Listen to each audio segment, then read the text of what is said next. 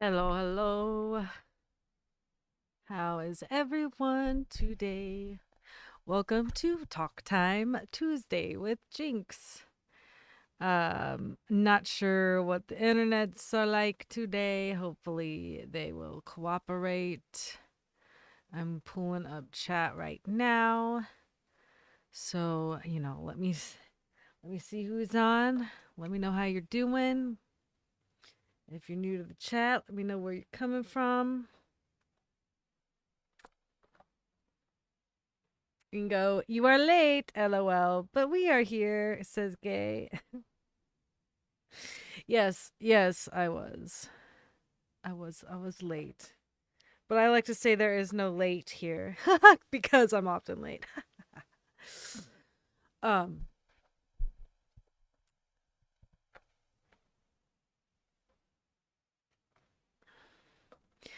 Ingo, there she is.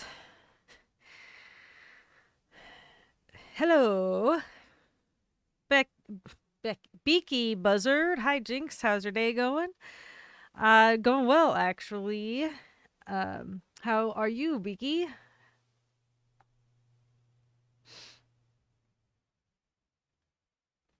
Gay ta-da! Ingo, better late than never. Yes. Uh,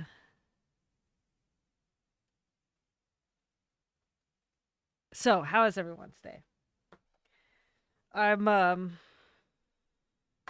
yet another round of no ADD meds, but not because I can't get them from the pharmacy, but because my doc was like, you gotta wait till you see me, and like I will next sometime next week. I forget when I see her, but uh because I was like having weird blood pressure issues, and we found out it wasn't related to the meds, well, to the ADHD meds, but she was like, let's not add any stimulants, like let's not have it until we know that your blood pressure is back to normal. So with all of that said, I'm just super ADD as pretty much per usual, but I'm actually feeling pretty good, like not too overly uh all over the place.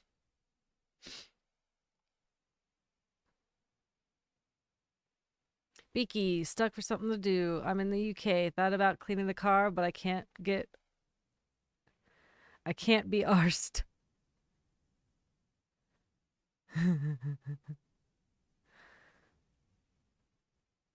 Ingo, just finished watching some vinyl records that arrived today. Excited to hear them when they are dry. Very cool. What vinyls? What records? Albums, whatever.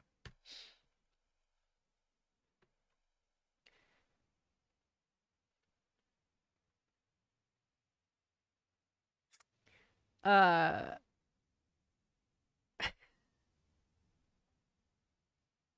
I'm sorry, I'm laughing at a message that my friend sent me on Voxer. Have you guys ever heard of the app Voxer? It's an interesting, fun little app, like a walkie-talkie.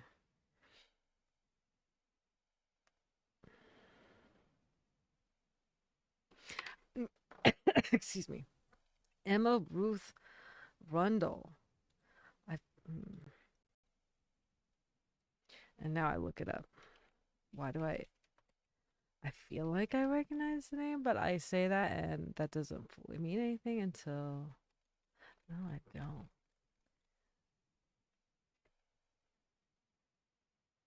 I actually don't know who this is.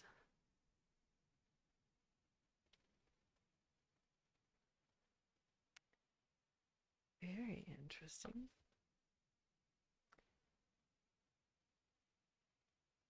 Emma Ruth Rundle.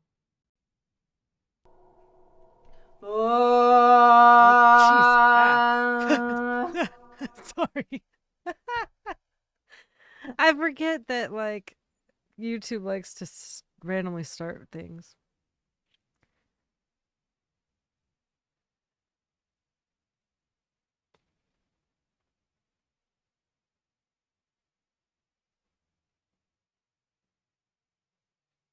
I found her on YouTube. Clearly, I started singing like it was some sort of vocal. I don't know if it was practice or just the beginning of a song. I don't know. Okay, waiting out the recovery from my second cataract operation. I hate this because I can't do anything that involves picking stuff up or bending over. That pretty much means I sit and look at the computer. Yeah, that's rough. I'm hoping it's a fast recovery. How long does that usually take?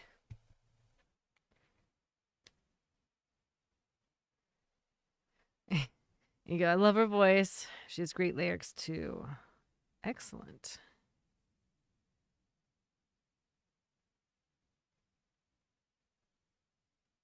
Mm.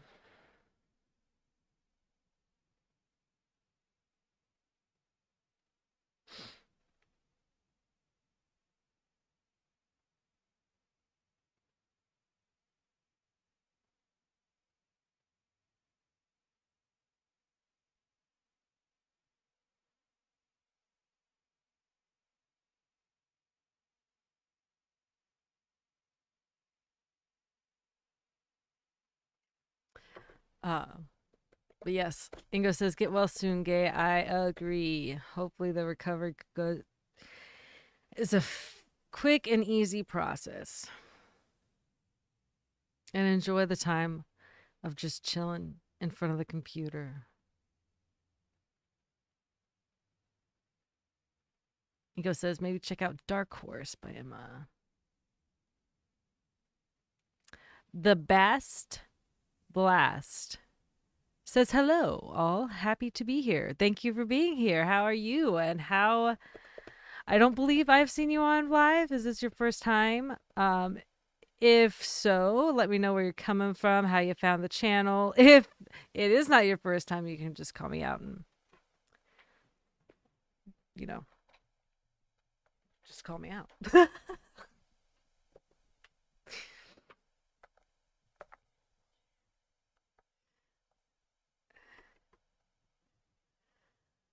Oh, let's see. Today is Tuesday, obviously. It's Tuesday talk time. I'm also in the process of kind of writing a to-do list. I'm definitely going to be multitasking today. Yesterday, I did not stay in the studio as much as I would have liked. Oh, and hold on. I'm going to do something real fast. I'm going to mute myself because I have to use my pencil sharpener. This is just FYI. This is what this day and this live is going to be like. Super random. All right, the Bass Blast says found you through Harry Mack reactions. Very cool. I freaking love Harry Mack. The Bass Blast says, have you heard? Ain't got to worry from him. I have not. I've only heard his Omega. Yeah, the only thing I've heard so far is Omega bars, and I'm just sticking with that. I'm sticking with that series until I'm done, so it'll be a while. No, I'm sure that I'll sneak in a few of his like, because I know he has some songs of his own, like actual recorded songs or whatever. And by some, I mean it could be a lot. I don't know, but I am hyper focused on the Omega Bar series at the moment, but super excited to hear what else. Um, he is. I just have such a blast watching his stuff. Best. It shows his writing skills. I love it. I love that. I'm excited. I'm excited to hear it. I'm trying to think of because like I said, if you saw my last or yesterday's post, you know I said it's official. I'm gonna do HMAC Mondays, and I'm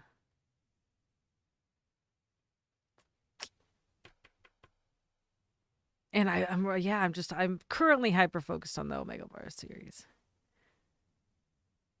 Mick T, greetings, kinky cheeks. Hello, hello. How are you today?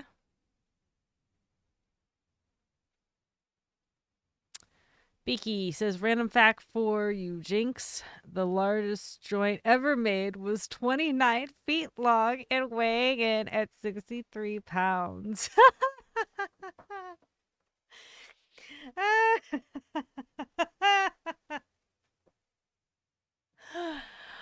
Oh, wow. I hope that that was a very, very well shared joint.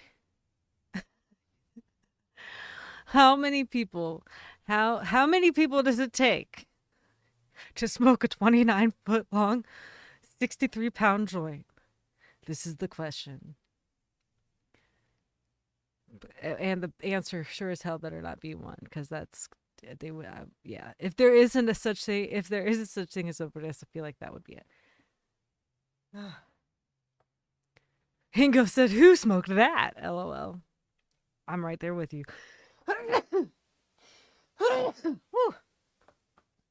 Excuse me.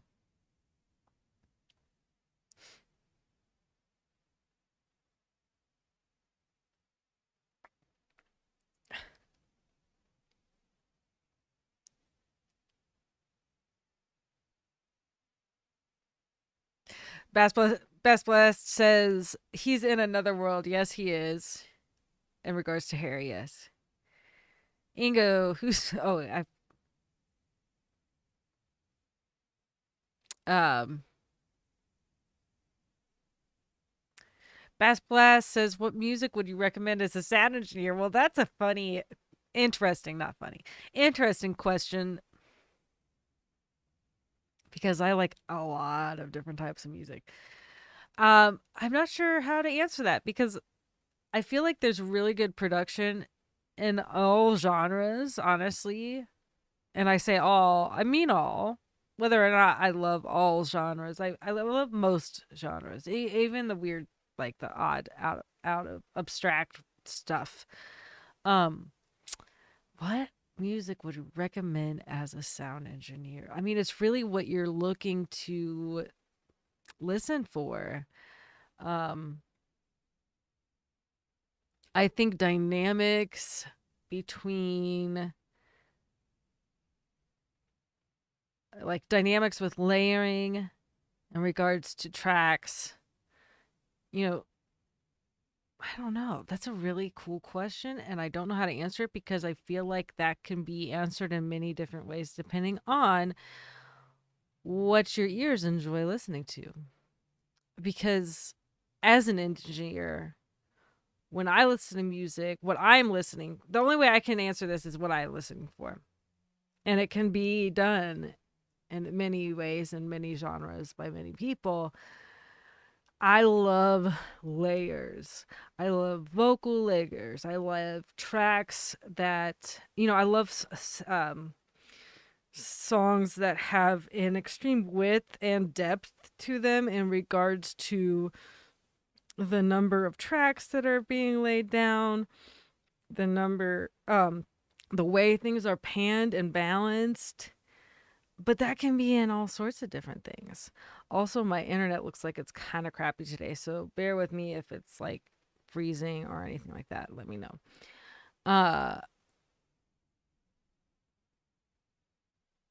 But that's what my ears are listening for. Something that has a lot of those layers to, like, every time you listen to it, almost, not every time, but as you listen to it more and more, you hear more and more within that song. Um, and I love a artist that can truly transition, very smoothly transition from one genre to the next. Not jack of all trades, but like someone who can, like, at a genius and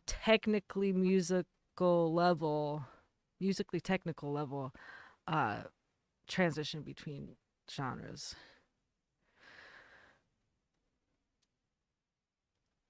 Okay, it's just a week, thank goodness, before I can start doing things again. Any longer and I might go mad. I feel that. Chow, what's up? Have you decided on which day to feature which artist? Well, HMAC is going to be Mondays for sure. There's too many artists. I have not. because I've got over 20 artists that I'm in a rabbit hole and a pigeonhole in. Um,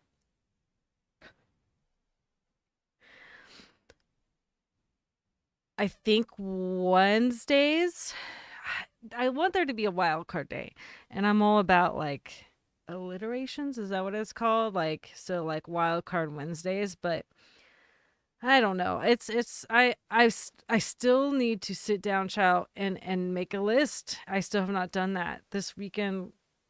I um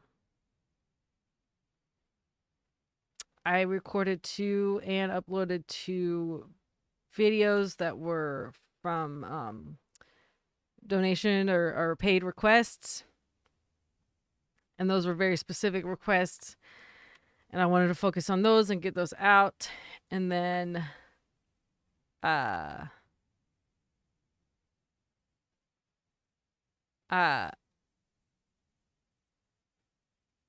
what am I trying to say? And today and tomorrow, I think, is when I'm gonna really sit down and like dig through the list of suggestions. Um, and I think that when it comes to some of my top artists, my favorite ones, I might do like one post a week where I say, I shoot out the names of 5 artists and see, the votes wise as to who wants to see what.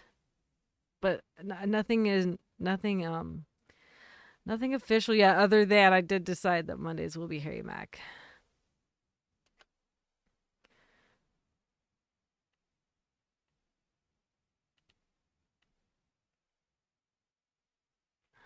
Hold on. Mick T says I'm halfway through it. What are you halfway through?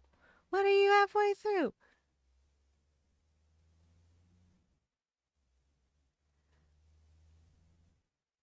Are you jokingly saying you're halfway through the 29-foot joint? I hope jokingly. Or did I miss something? Anywho, you did say, okay, so anyhow, I'm halfway through it. Peace. I'm higher than a dwarf on a ladder. That's fantastic. I am not. That is, I only partake at night because, yeah. Y'all think I'm crazy now? Y'all think I'm like really ADD and make no sense now? It would be bad. It would be bad if I did that on video in any way, form, any way, shape, or form. Ingo, just me.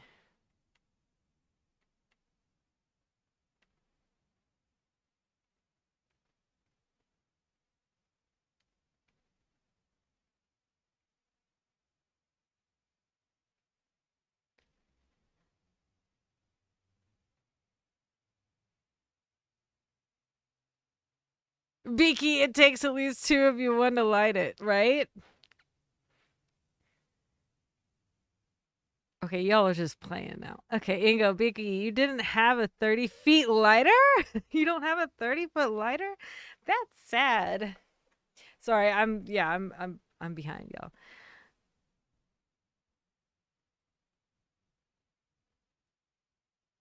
The Bass Blast, what does your heart tell you? I mean, okay, Bass Blast. What does my heart tell you? I mean, when I'm speaking about the layers and the transitions, I was definitely thinking in my head of Falling in Reverse. Now, Falling in Reverse is very acquired taste. You have the lovers, you have the haters, and rarely in between unless they're neutral and they're like, okay, this guy's a musical genius. So, with that said, something more along the lines of Queen, um, Queen is Prince, um are the two things that just came up to mind. But when I'm like thinking of layers and width and depth and things like that, I immediately go to think of Falling in Reverse and Ronnie Radke. But there's also, and then someone said, one reason, Ingo said, one reason I love Tool, you hear something new almost every time you listen to them. Yes, I agree with that. Tool is another good example. They don't necessarily switch between genres, but they switch between time signatures and key changes, um, and the layering is fantastic, and the editing and mixing, all of it is just beautiful. So like Tool is a good example, Queen is a good example, Prince is a like, I don't know what, I don't know as much from Prince as I should, but that's definitely one that I think of. um I mean, I don't love the Beatles. I love what they did with the technology that they had, and I love all of the experimental stuff they did. So like that's another good example of like, if you really want to analyze and have fun digging into layers, that's another good one.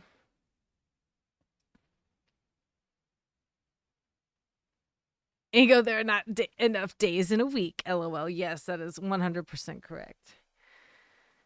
And a month is too long. Like, like you don't want to wait 20, you don't always want to wait 20 days or 30 days between the last time you saw a favorite artist or whatever. I think it's all about between polls on online and when spinning a wheel. Those are the two things that I keep going back to on figuring out who and how, like what I request or no, what I react to, when and how, when, who, and how.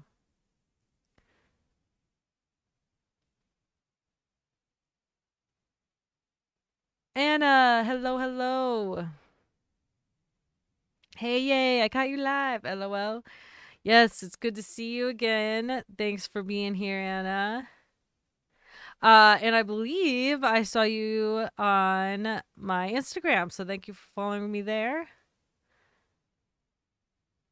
The Bass Bless says, like this chat. Thank you. Thank you for being here and enjoying and um being part of it. Mike B says, hi guys, hope you all okay as can be. I am. How are you? Ciao. I get it. It's tough to try to please everyone. It is, and I'm all about going with how what feels good. I go with the flow, truly. And when I say I go with the flow, it's with it's energetically my flow, because otherwise y'all would be able to tell if I wasn't. You know what I'm saying? I'm 100% BS. We know this. 100% no BS. Did I say BS? Ha! I am 100% no BS. I don't know what I just said.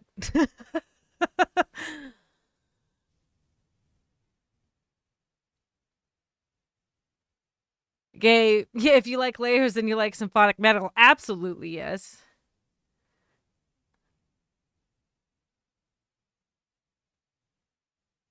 Mikey B, how about a drunk reaction? Oh, I could totally bring in some whiskey. Yeah, I would do that because I can function properly. I just, yeah, I mean, and it would be funny to like take a gummy and do a, but I just don't know, you guys. It would get, I feel like if I took a gummy before a recording, it would get weird. Like, that would probably more be a fun live, but it would still get really freaking weird, and I would not be able to catch stay caught up. But drunk reaction, maybe. Like take a drink every time. Uh, Kind of like Roger Chance, I believe. Take a drink every time I pause, or if there's a word of the day that I keep saying.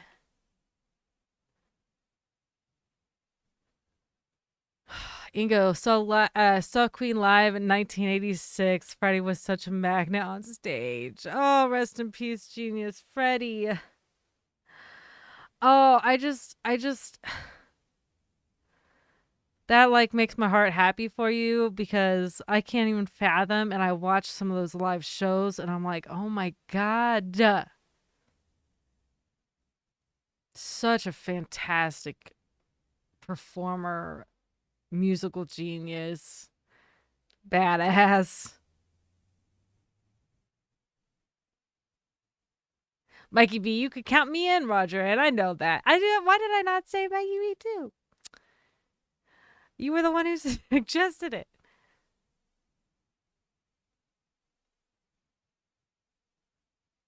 Patty, what's up? Patty says, hi, Jinx. Hi, folks. How are you doing today, Patty? Chow, you are doing too. You are doing. You are doing too good a job. If you don't, you'd have less subscribers, less demand for artists. Problem solved.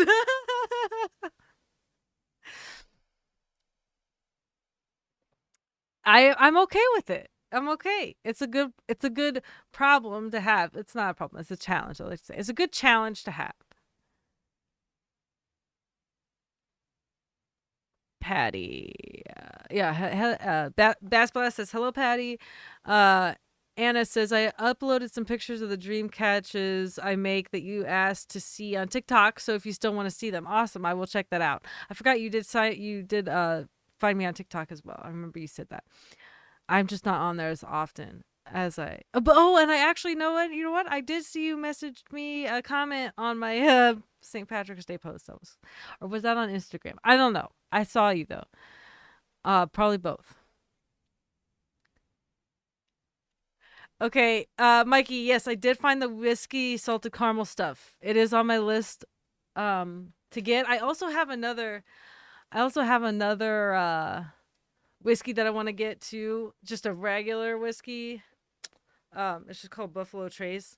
Um, oh my gosh, what is going on with my clothes? Like I got some weird stuff going on here. Anyhow, I'm like looking at my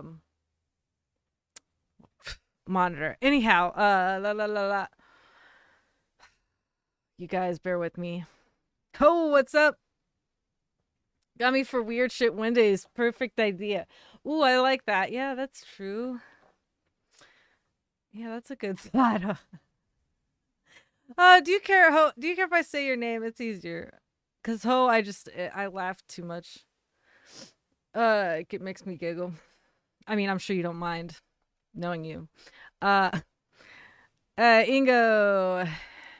Yeah, he really was one of the greatest live performances I've seen in my life, and I have seen a lot. I can't even fathom. Like, I watched the freaking okay, and I know this isn't him. I know this isn't him, but I freaking watched Bohemian Rhapsody, the biodoc, and that dude who plays him did his fucking homework. First of all, um, and then I see the original from that like final performance at the AIDS concert, live AIDS concert. Um, I mean that movie, I cry so much. I mean, yeah, because I'm a crybaby too, anyway. But I mean, we know this if you watch my reactions, especially to Angelina. Um,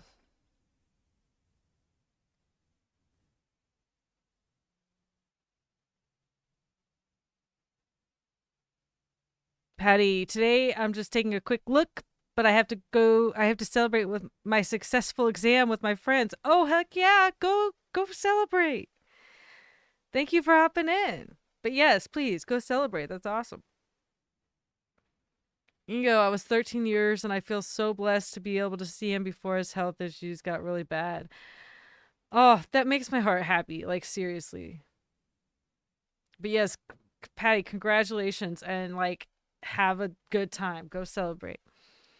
Yeah, Ingo said, nice, Patty. Congrats.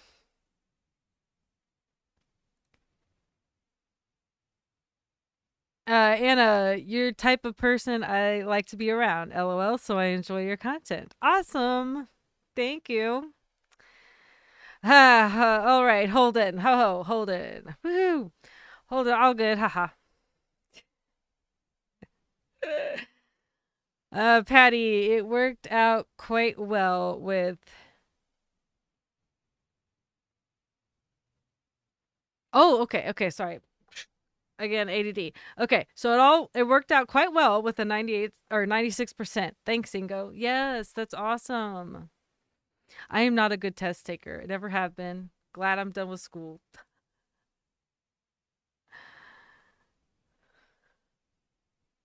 Mick T. Anyone got cookies? I Kung Fu Panda myself over and have you listen to Northern Boys? Give it me. Wait, hold on. Mick T. What is this? I can't read it because of my ADD, and I think that you have some lot going on over that in that message. And have you listened to Northern Boys? Give it to me yet. Or have you listened to Northern Boys? Give it to me yet. LOL. Granddad rappers. No, I have not. Sorry. Took me a while to get through that sentence, and I am perfectly sober. Woohoo! Roger Chance, hello, how are you?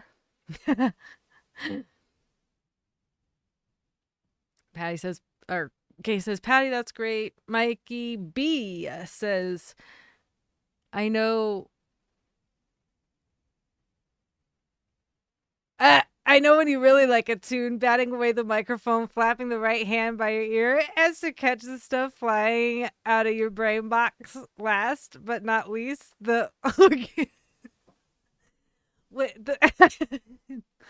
organ orangutan. Oh yes, yes. Messing with my hair. Orangutan thing. There's also the lean back. The lean back. The batting away the microphone, yes. Flapping the right hand, like, whoa, what?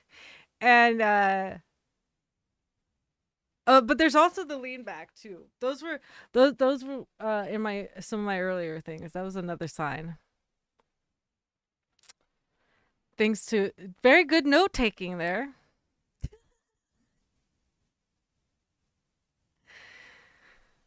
Yes, we are celebrating Patty. Patty, 10 bottles of beer for me to drink today. Woo! Anna says, have you ever heard of a singer called Ye Zhang? I have not. A Zhang, I Zhang. I don't know how to say that, but Zhang, no, I have not. Anna, I have not heard that. Patty, thank you all. Thank you.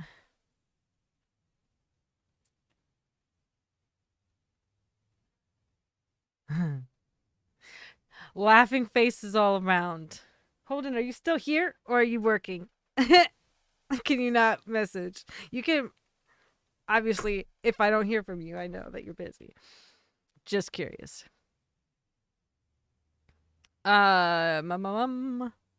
Okay, so this has nothing to do with music, but I just need to say this because I've been talking about it on many realms. Over the weekend, Friday night, I watched the Roadhouse take or remake on Prime with Jake Gyllenhaal. First of y'all, I've had a crush on Jake Gyllenhaal since I was 16. So there's that. And I love all of his movies. And I have never seen the original Roadhouse. Have no idea. But I just know that Patrick Swayze's in it, and that's it. And that movie was fucking hilarious, honestly, because Jake Gyllenhaal played Jake Gyllenhaal, his normal weird ass characters, and also was a badass. However, as Hilda and I were talking about and he pointed out when we were talking about this the other day, the CGI in the fight scenes is overkill. But I highly recommend it. It's highly entertaining, I think. Ingo, when I like a tune, I buy vinyl. Over 10,000 records in my collection. My wife said the collection will be once. Okay. So my wife said the collection will be someday the reason for a divorce. She's kidding though. She likes it.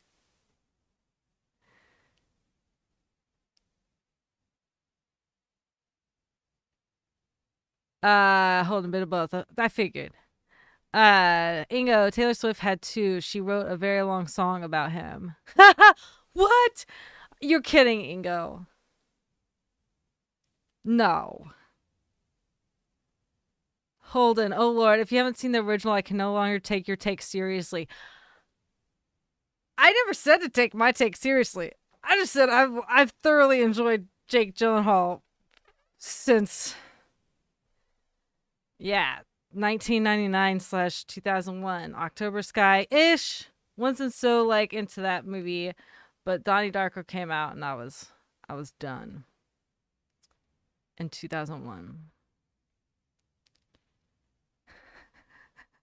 Yeah, hold it. I never saw the original, but I was just like, I have to see it because Jake's in it. That's just as simple as it is.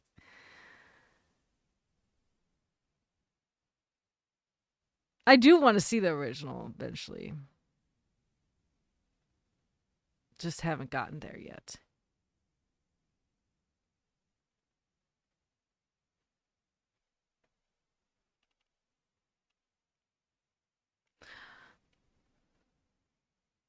Mikey B says, "Hello, Roger. Missed your company last time. Ingo, all too well, is about their relationship." Oh God, I forgot that was a thing. That was a thing. I forgot that. I didn't keep up with a lot. I just watched his movies.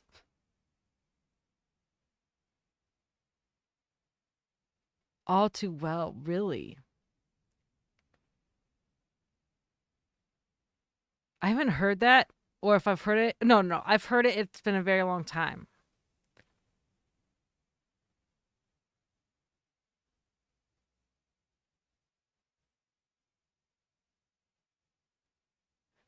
And oh,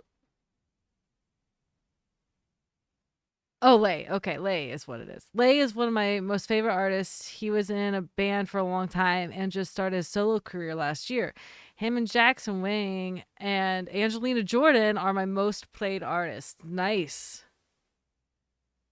Patty. But I was super nervous last week. It was the first exam in 23 years, but I'm setting off now. My friends are waiting. They won't get drunk without me. Well, those are good friends. That's awesome. Have a nice stream and evening. See you. Have an amazing evening. Good time celebrating with the friends. Congratulations. That's epic.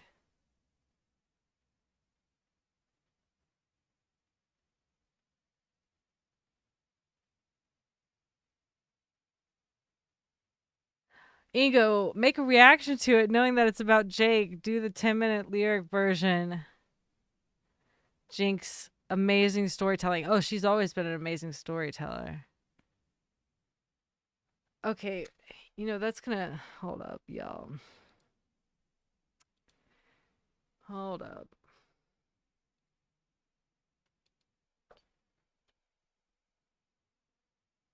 That's gonna get to me now because I know I've heard the song. I feel like I know.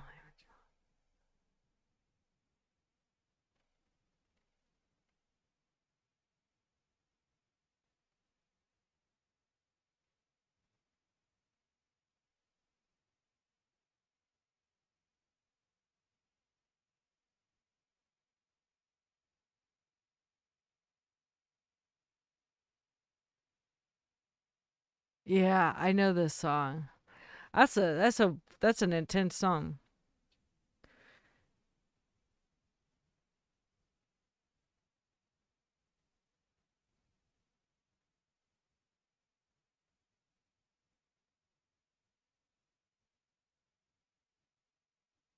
Yeah, I feel like I also have seen the video to that before too. Maybe not.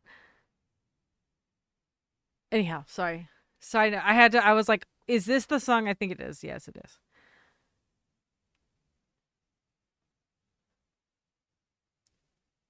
Yeah, she's awesome. I love her stuff. Taylor's stuff.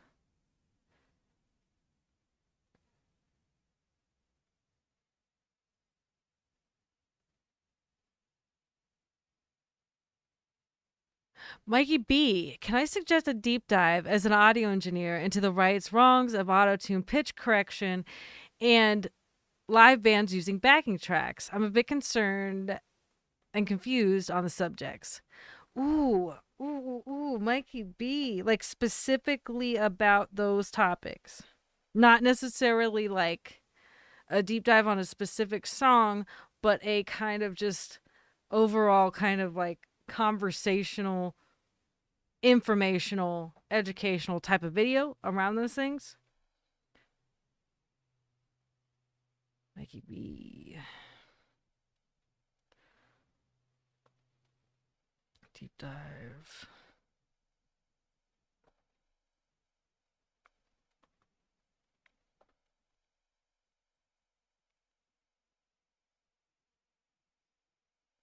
Oh, that's an awesome freaking question and awesome thing to talk about. Autotune and backtracks. I want to talk about that right now. There's a lot to talk about with the Ingo. There are two versions. The one from the original Red album is about 5 minutes long, but the original was about 10 minutes and had to be cut down for the album. She released it on the re-recording. Nice. Anna, going to a party later today for my kiddo who turned 27, which makes me feel my age. LOL. After she almost died from COVID 2 years ago, her birthdays have been even more significant for me. Oh, I'm sure. Enjoy the time. I love that. And happy birthday to her. Ingo, good suggestion, Mikey. I hate autotune. I hate autotune, by the way, and love artists that don't use it. I have a very specific feeling about autotune. I absolutely do not hate it. As an audio engineer, I absolutely do not hate it. There are places for it. There are, in my opinion, a lot. If someone's going to use autotune to a point where you can very clearly tell it's autotuned, it needs to be for a creative purpose, not for a correctional purpose. Because there are creative purposes for it. This happens a lot in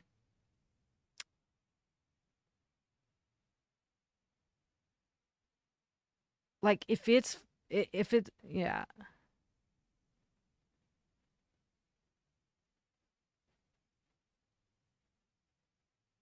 Like be yep, not calling people out, but what about the overall effect on the musicians and industry in general? Yeah, I like the idea of looking in autotune, etc. Yeah, it's awesome. I love that. So both autotune and backtracking. Live artists that use backtracking is 90% of the artists that you see live at this time. Coming straight from a live audio tech. And maybe 90% is a lot, but 90% is really, but 90% of artists on stage, when it comes to someone on tour, have a laptop with them that is synced up and a part of the mix board. And if you are talking about someone like Nightwish, if you're talking about someone like anyone in pop, if you're talking about someone in someone like falling in reverse, even someone like Tool or someone like Rush or someone like Dream Theater or like pretty much all the largely touring artists have backtracks. Not to say they don't have a full band. Whether that's a pop artist with a full band behind them playing live and alongside that, a backtrack. Because you can't have a full symphony every single time for symphonic metal or for choir. You can't have a choir when there's the choir backgrounds. You can't have a choir go on a world tour. I mean, you can, but that's a really talk about expenses. So backtracking is a massive part of the live audio industry.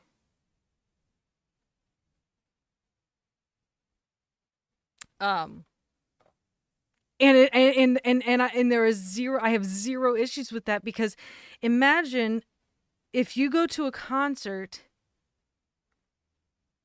that you're used to hearing the symphony in the background, or you're used to hearing this massive choir in the background, and you don't hear that. It is going to.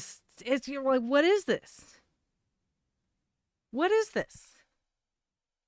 It doesn't sound right, It's not full. It's not as full as it is on the album, and it needs to be even more full and more in depth, live for the energy. So backtracking is definitely misunderstood in that it didn't used to happen. So people are like, why does it now? Because the industry has massively changed. And just because they have those backtracks that are being played on a laptop doesn't mean that they were digitally created. Originally, they were recorded, a whole symphony was recorded, a whole choir was recorded originally, but they can't bring all of that on tour with them.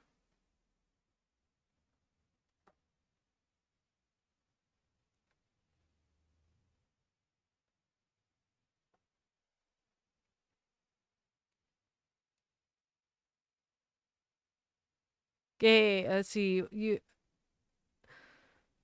Urs M. Is that how you say it? Urs M. I would like to know more about click tracks and tools bands use on stage to stay in sync with each other. Click tracks, yep. That's actually a major part of backtracking. You just don't hear it. It's in their monitors, in their ear monitors, if they use them. Not everyone does, but a lot of people do. The band members often have them in their in-ear monitors, especially the drummers. Or there's the drummers that just are badass and are robots.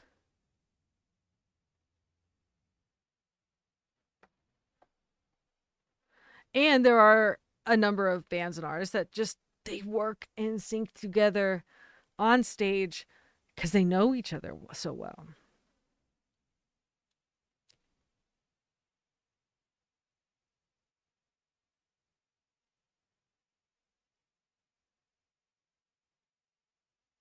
Anna, so true. All the artists tend to overuse it. Are you talking about the Anna says that? Are you talking about overuse the auto tune? I mean, I agree. Absolutely overuse it. Ingo, I know the Tool doesn't use anything to stay in sync, and that is crazy to me. They just refer to Danny because he's so on point with timing. That is a perfect example of one of those robots, one of those bands that don't need it. Yeah, and there's a good handful of those that don't. Mikey B says, I think the industry wants to be standardized so average artists sound like better artists and good artists sound average. Nope, you would be able to tell. You can tell. Because a semi-average or an average artist might have backtracking. but they don't use it well, or you can tell that they are using it for the wrong reasons. They're using it as a crutch versus width and depth. Does that make sense? There are some people that use it as a crutch versus width and depth. Do I think that more people are using it as a crutch? I honestly don't think that I don't think as many people as you think are using it as a crutch. It's more the industry is very, very different in regards to how things are produced. And when someone hears a CD, studio CD, and goes to see a band live, they'd be highly disappointed if they're not getting all the stuff that they hear on the studio album.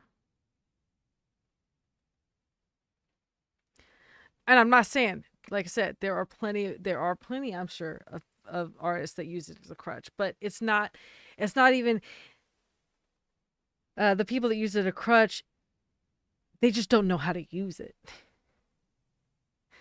It might be a necessity in regards to getting that width and depth, but they also take advantage of it in ways that shouldn't be taken advantage of, type of thing. So it goes from it depends on the band. It depends on the genre. It depends on, you've got a bluegrass band. They're not gonna have tracks. They're gonna have their band members that are hired for live, and that's it. But when you've got something like Rush, or when you've got something like Dream Theater, who is a 3-piece band, and that is how it is, they're not going to take away that dynamic of their band to hire on other people to cover okay, so there's 3 people and there's 24, 26 different tracks of audio going on. They're not gonna, if there's like 6 guitar tracks that are recorded by one person, you're gonna need the backtracking. And the person who recorded those 6 tracks is going to play the main part. And then playing with the backtrack of those 6 tracks of guitar. We can't clone the person who on the album recorded 6 different tracks on their guitar. That's probably the best way to explain that. That's a perfect example. You cannot clone the person who recorded 6 different tracks with their guitar on the album.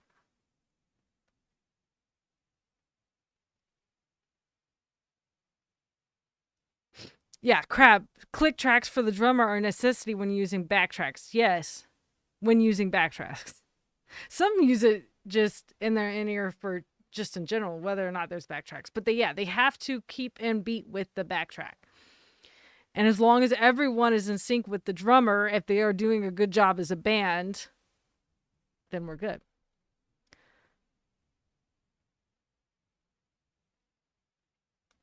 And that's a great thing about Angelina. She gets a band that's local and works with them to make it right, which gives more people a chance to play live shows and their ability to sync with the new people. And that's awesome.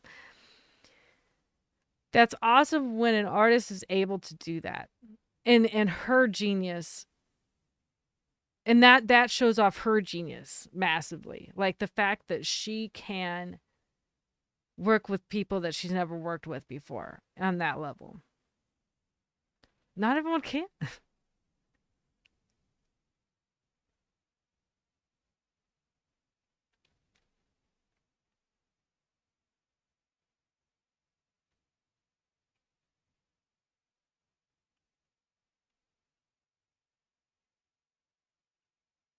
Oh, okay, Mikey B. Okay, I see. So when you think the industry wants it to be standardized, so average artists sound like better artists and good artists sound average, and you were talking about autotune. Um, Meh. I don't think the industry has to do with the autotune. Now, there are people like I always think of Britney Spears. Any vocalist goes into a recording studio with their microphone and their headphones set up with a line of plugins for those vocals ahead of time when they go in the recording studio. So I always think of Britney Spears because I'm like, she was so heavily produced from the time that she stepped into the studio and put her headphones on that she probably didn't realize. I mean, I say that, but like, she is hearing her fully produced voice as she's singing into the studio mic. So I always thought that was like, girl walks in and she is, completely produced from the time, and that's normal, but it's not to the level that like some people are, and that is Britney Spears is a perfect example of like overkill production on the vocals before she even steps in the vocal booth. And those and the stuff that they put on the studio is what they put on her tracks at like her vocal track, her vocal mic track on a live show. All of those are added as well, like when she's on stage. That's a good example of like overkill. Like this, you know that is not her voice. It is a pile of plugins, pile of processors.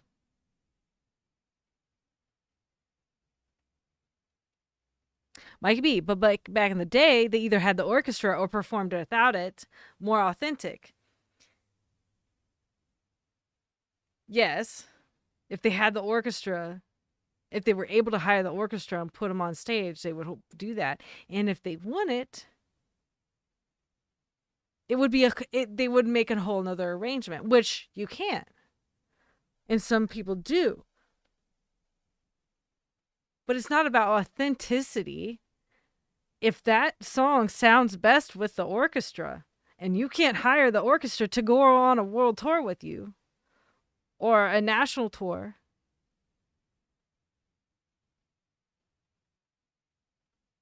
and you have the ability to bring that orchestra on tour with you via a backtrack, hell yes, take it.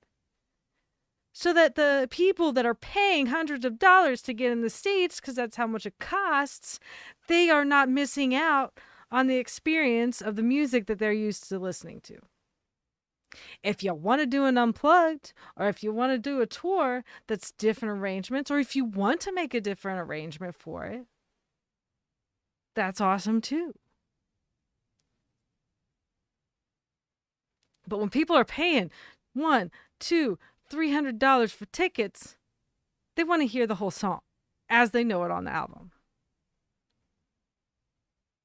And we can do that as audio engineers, and they can do that as artists because we have that ability now. And we can make those tracks sound damn good. We can have we can have each instrument tracked separately, just as it is in the studio, put on the soundboard so that each of those instruments in that orchestra that was originally recorded is correctly mixed within the rest of the mix and makes it sound awesome, as if they were there.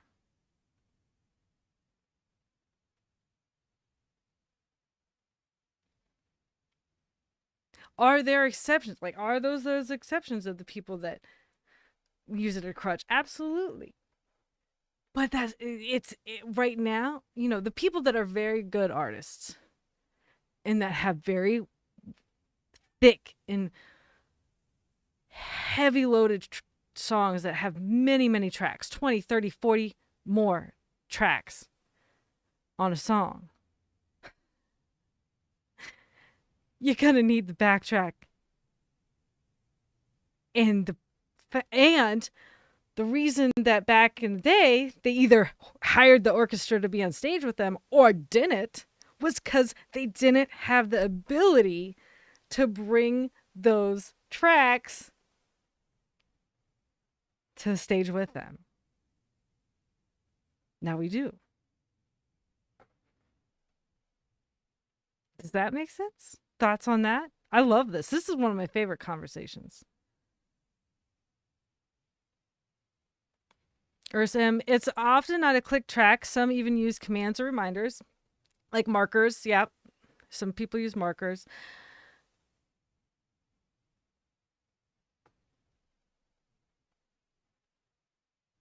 Crab, I would suggest anytime you hear something about XYZ artist doesn't use insert tool to improve live experience. They do it by magic musicianship. What you will find later is they actually do. I would suggest anytime you hear something about XYZ artist doesn't use, they do it by magic musicianship. But yes. Yes. Sorry, I had to read that to read that again. Anytime you suggest anytime you hear something about someone not using something that they need to improve a live experience, you'll find out that they're actually using that thing. Ingo, Freddie once said, technology will get so advanced at some point that it will kill the soul of music, and we are all on the way to that, in my opinion.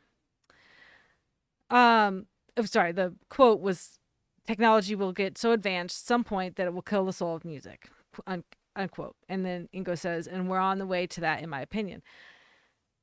Oh, this is such a good conversation. And it's a conversation that people are having about AI. It's a conversation that people are about having at multiple industries, especially in music. The people who are damn good at what they do, the musical geniuses, the people that we love and respect, will find a way to make use of those technologies in a way that improves the experience for them and the fans. The people who don't know what the fuck they're doing and who are not good will take advantage of it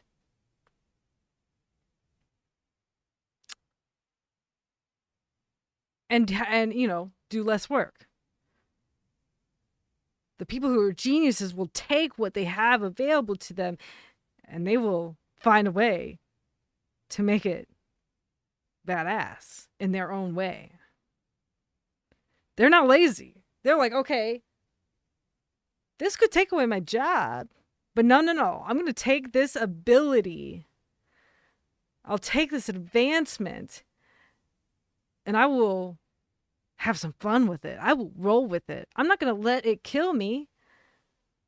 I'm going to kick its ass and show what I can do with this.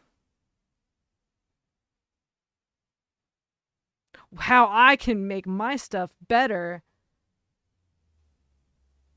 by taking advantage of the stuff that could take away my job.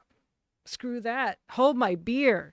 Let's see what we can do with this and make it better for the fans and my experience as an artist. There will always be the people that take advantage. And there will always be the people who say, holy shit, what can I do with this? How can I make this work with me?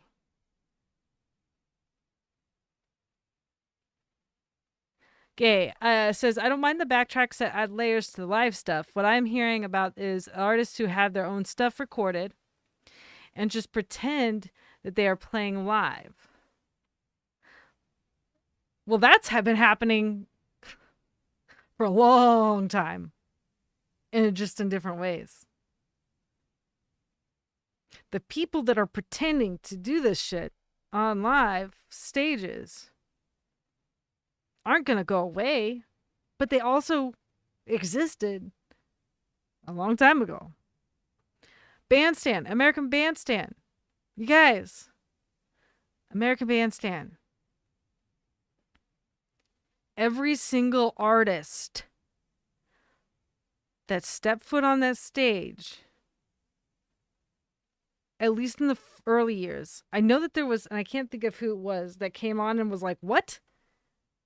It was probably Queen or something. We're like, wait, we're not going to actually be playing live. Yeah, I think it was Queen. That was like, what?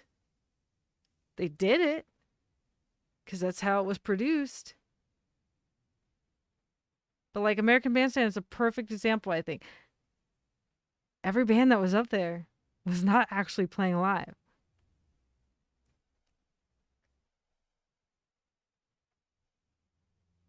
For a long time, Super Bowl was like that too.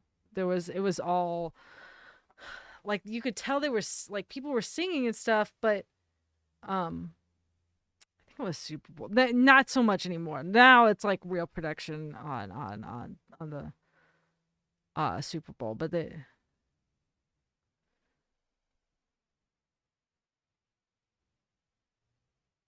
Crab, excuse me. Being good live is more important than ever, so of course you'll have more people doing everything they can to improve. Right.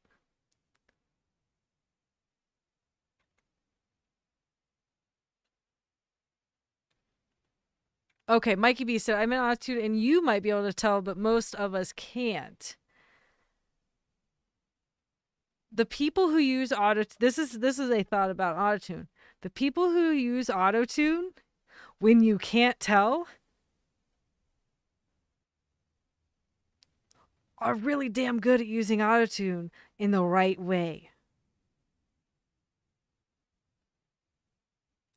And what I mean by that, so there's this interesting like spectrum of autotune in my brain. Again, my totally only my thoughts, my thoughts, my opinions, and how I experience them.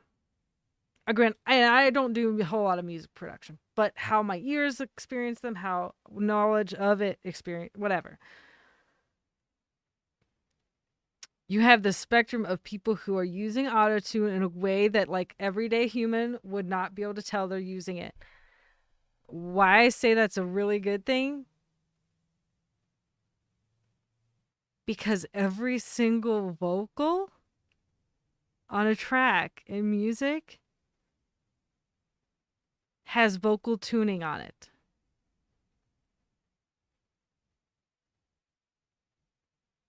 At this point, like, there is a person in the mixing, there's a mixing audio engineer who is set aside specifically for vocal tuning.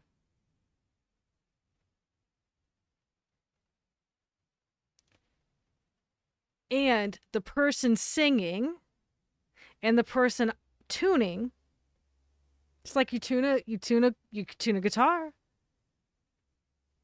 You tune the drums.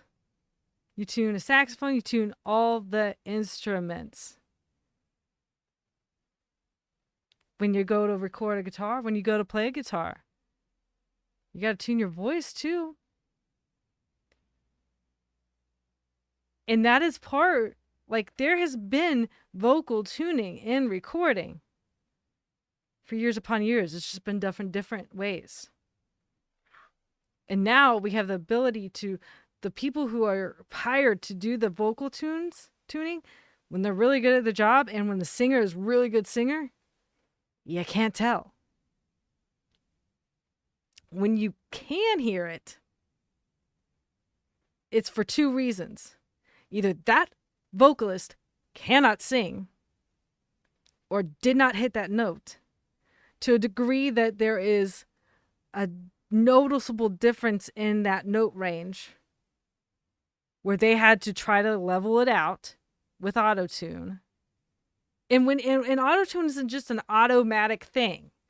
Like, yeah, there's probably settings, but when you're in production, you're not just clicking autotune. You're going in and you're going between notes and you're adjusting things. And sometimes it'll be because, okay, this person didn't quite hit exactly that like smooth note from this note to the next, so we have to smooth it out via autotune. And when you can notice it, it's either purposefully a creative choice to maybe kind of add a crack that they could not get like live.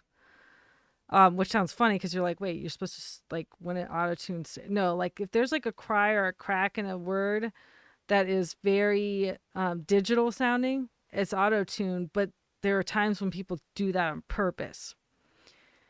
And then like you've got some of the vocals that, again, they're using auto-tune as a way of like a creative production like format where it is so obvious that they are meaning for it to be. And then you've got the people that just cannot properly get to a note that they need to get to.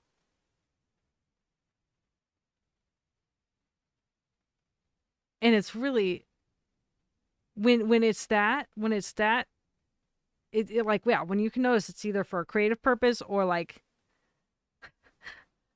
the audio engineer had to do some extra damn work to make it sound right. Right. And that means they did multiple takes likely and couldn't get it. So yeah, it's very interesting. It is a spectrum, like everything in this world. Bandmade fan, ATL, whatever makes the music sound better live and enhances music, I'm all for it. What I object to is artists using enhancements in the studio and not owning up to doing it. Right. When it is literally to correct your vocals in a way that is not either super smooth and you can't even tell, or because we're human, right? We can't be perfect. Or in a creative way, and they try to say they don't use autotune when they do, then yeah, that's messed up. Crap. Well, Rush was a 3-piece. Right. I'm sorry. Go back to Rush. Exactly. Rush was a 3-piece band that had probably, not counting drum tracks, because there's always about 8 to 10 drum tracks. So not counting drum track. Well, no, what am I talking about? With Rush, it's like 20 drum tracks with Neil Peart. But, God, rest in peace. Rush is a perfect example. 3-piece band that has, when they go live, you bet your ass. And actually, they have it on stage with them. The keyboardist. Can't think of his name at the moment. I've seen them live before. Fucking amazing. And it was before Neil Peart died. And I'm so grateful I got to see them. They have the backtracks with them right there next to the keyboardist. Because, not counting the 20-some tracks that Neil Peart probably has for drums, there are multiple tracks for synth, for guitar, for bass. They're not going to go and hire enough people to play all those parts. They bring them on tour via backing track. Same thing with Dream Theater. Another good example of a small 3-piece, 4-piece band. I think Dream Theater's 3 as well. But they have huge tracks, huge soundtracks, huge songs.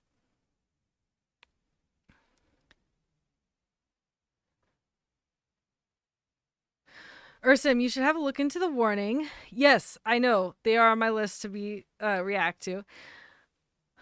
Pow, maybe the drummer. She uses the Madonna mic, the Sennheim's. Oh my God, Sennheiser. Oh my, why am I having a problem? I know what a Sennheiser is. Sennheiser ME3, so she can sing and torture the drum kit. She's also the drummer of the year 2023 by Drumeo. Yes, also drummer of the year in 2023. I love that. That's awesome. Sorry, I can't read very well, but I get what you're saying.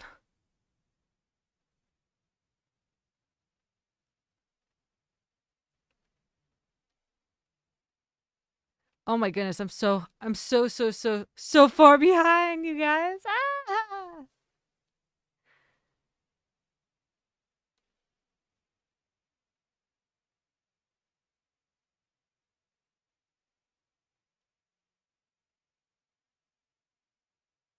Crab sounds like a fan voting.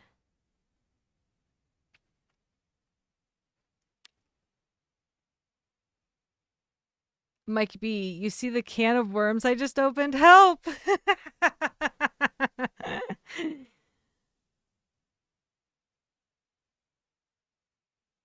Oh, it's such a good can of worms, though. Mikey B says, LOL, no one could keep on beat with Moon the Loop on drums. And the Who, the bassist did that. Hold on, auto-tune, backtracking, backing track, distortion, all of it. It sounds good when you are there and you enjoy the experience. They did a good job of using it, they did a good job of using or not using it. It's all talent one way or another. Yes. Holden. If you the people that are using backing track, auto-tune, whatever, and they're using it correctly, that is a massive talent to do it right and make it sound badass. So that is part of their artistry. If it's being used in the correct way.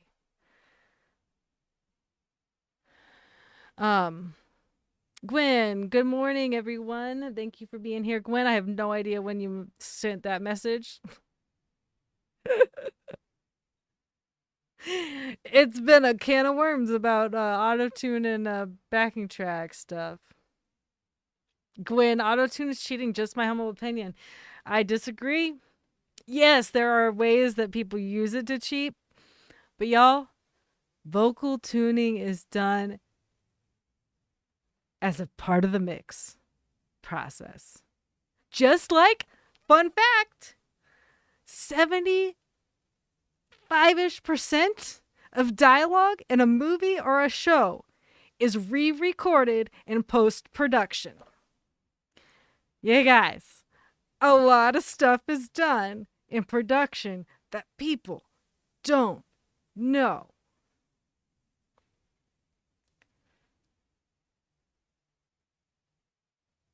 And there's a difference between a studio experience and a live experience. And when there are the people that can so smoothly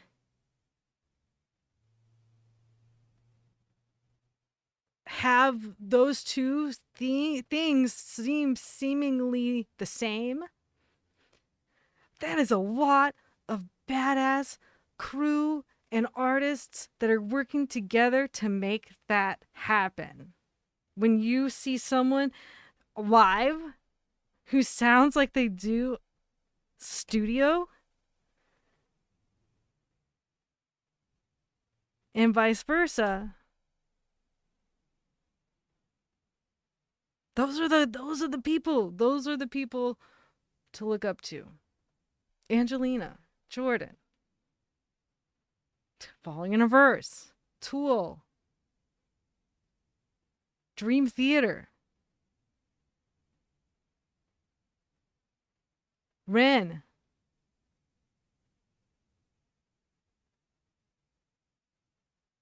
all these people, Nightwish. I mean, the list is everyone. Voice play. There's different production, it's just the sheer amount of production involved, both with studio, and live. And then the people that can make them sound the same.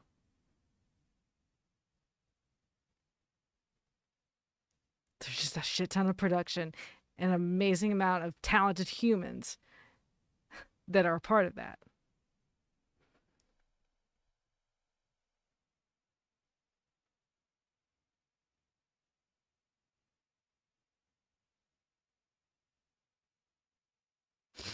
Crab, for ages, tons of Nightwish fans didn't want to hear common sense talk about overdubs happening on the 2013 Vakken show. Hilarious. It's the thing is you've got multiple vocal tracks on the studio version. You're gonna have multiple vocal tracks alive, or it's not gonna sound the same.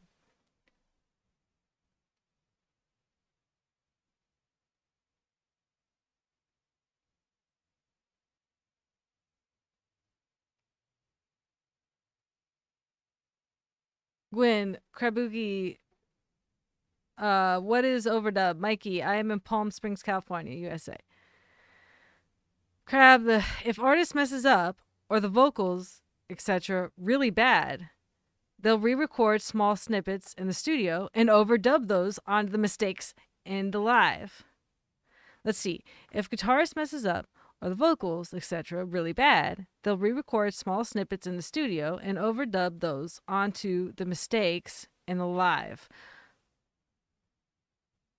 Are we talking about are we talking about a live video? Because if you're talking about a live video that you might see on YouTube that then has post-production on it, yes, that is correct. Crab, yes. However, there are people that do. Ingo, yeah, but for autotune, I love the little failures in voice recordings because that's what's make it human. I agree with that too. And there are things like, so think of a pop fan, okay? Because there's a lot of autotune in pop. And I have nothing against the autotune in pop because it's a pop music style music or pop style genre music, whatever. That genre of music is meant to sound a specific way. Those people who listen, which I am one of them because I'm an audio engineer and I enjoy the extremely high level of production that goes on in it, but I know it's happening. And I think it's cool that people get hired to do certain things like this. But that I see how it's like, if you don't know what's going on and you think it's like exactly as it is, then yeah, there's an issue with that, maybe with ethical. But like, think of if it's kind of like if you didn't hear, I'm trying to think of like, it's like a metal song without a badass riff, like a pop song without smooth vocals or higher compressed vocals or whatever. It's a different genre at that point, you know? But yeah, when it comes to like punk or grunge or alternative rock, it's a little weird to use an excessive amount of autotune. Sometimes it's necessary for creative purposes. But yeah, you want to hear that grit. You want to hear that gravel. In jazz, you don't want to hear autotune. And most people who are doing jazz vocals aren't going to use autotune. They're going to have their vocals tuned as a part of the post-production. And then you will see and hear the difference from a live show, but that doesn't mean it's worse. You just get to hear the truly live version. And there are tunings done to the vocals live as well. All of which is not a bad thing. If we did not put EQ tweaks on a guitar, or EQ tweaks on a drum, or EQ tweaks on a vocal on our mixes live, it wouldn't sound right. It wouldn't sound good. So people who are using auto-tune in the sense of more like an EQ, like how we use EQ, then that's fantastic. If you're using auto-tune to just totally change your voice, that's a different story. Unless that vocal change is creatively purposeful within the context of the song.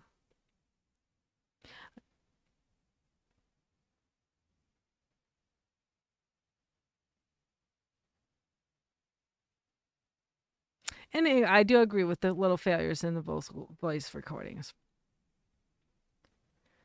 And that's one reason why live is awesome as well. That Mikey B Eastern time. How's the weather? Wait, don't bother answering that. I have no idea because I'm in my little audio cave, as I call it.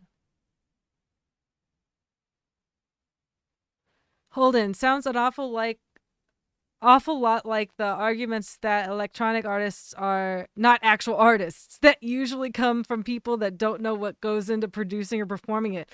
Yes. 100%. Absolutely. There is so much talent in the production end of things that people do not understand. Which is okay and understandable, and that's why I get to talk about this stuff. Urzem. Urzem. Is it Urzem? Urzem? I don't know. I'm going to say Urzem.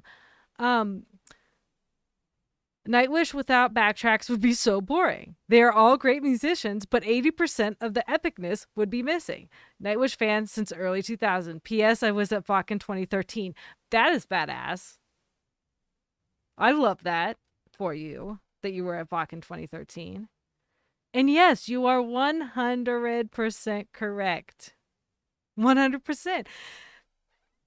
I can't fathom how many tracks that they have when they're working in the studio. Like, it's gotta be at least 40. At least. Probably like double that, honestly. Which sounds crazy, because it is. And that's it's an awesome thing. And yes, it would be absolutely, it would not sound like what the fans are wanting to hear. Crab, Queen used to walk off stage during the Galileos because they couldn't do it like that live. So they played a track. Then they'd come back when they could, pick it back up. Yes. That was a perfect example of them making use of technology that they had available to them. Okay, we'll put this part of the track, play it through the speakers like you would on your radio, but it sounds better because it's well mixed and in really nice speakers. We'll take a breather so we can actually come out and kick ass at the rest of the song.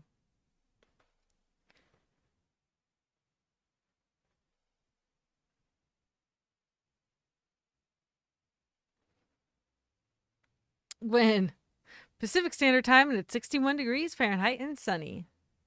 I think we're about the same here in Ohio, honestly. We're probably upper 50s, but I would guess we're kind of gray today.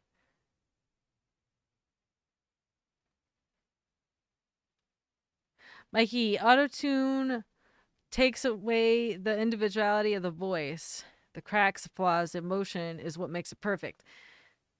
And someone who is using auto-tune, or tuning vocals, I should say, because a lot of people use auto-tune, the program. This is a program, plugin that we're talking about.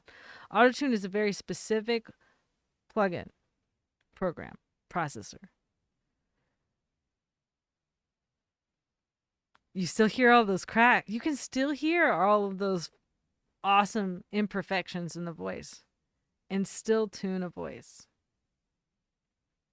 So even when you hear all that, it doesn't mean that it's not tuned. And I do agree. It can take away from that, but it doesn't have to. Maybe Pavarotti didn't need it. No. A lot of people don't need it. Not to the degree that people use it when it's obvious and obnoxious and not for creative purposes.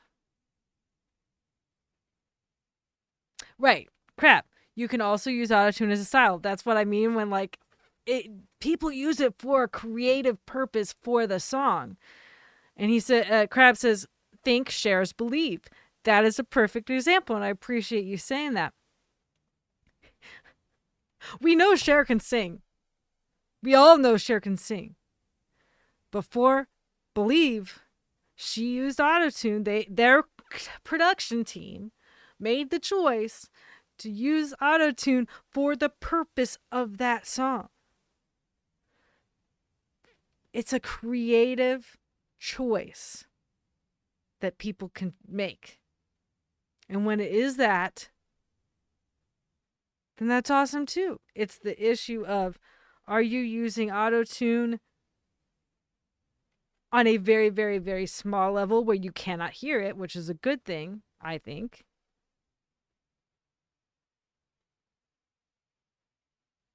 And again, that's just me talking about vocal tuning. That happens if you're talking something that's been on the radio, especially. There's some form of auto tuning, but it's vocal tuning. But it can be very, very light. It's also just like in studio with drums. There is someone that is working on the drums that is making sure that each drum hit is on beat for the studio version of it. Does it always have to be corrected? No. With someone like Luke Holland, who's a robot on the drums. If you don't know who he is, check him out. He's freaking amazing. Neil Peart, he knows what he's doing. Rest in peace again. You know, but there are people that are like literally going beat by beat on drums to make sure that the drums are on the correct beat in post-production. That's their job. To make it sound as good as it can. And us humans are not perfect. You can't do that live. The drummer just has to kick ass. Or if they don't, you can tell. And you can tell, even if someone is using autotune for the wrong, you can tell when they're using it for the wrong reason, type of thing.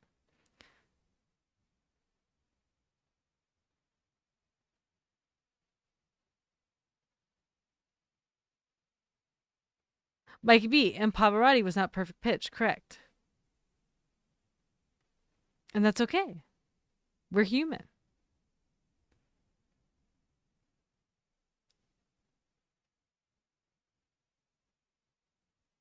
Floor is near pitch perfect. How's the heart acoustic? I assume that is an example of her perfection.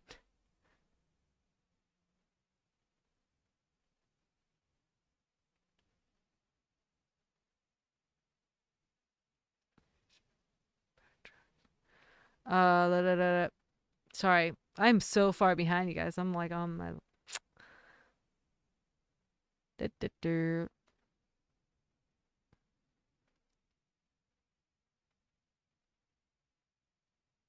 Okay, Ingo was there as well at Wacken.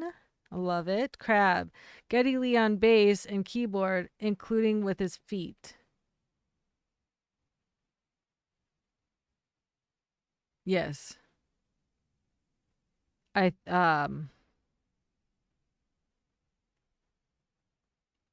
Mikey B says, keep up, GINX rush piece was 15 minutes ago. And I bet that message that I'm reading was probably 25 minutes ago. Or maybe 15. I don't know.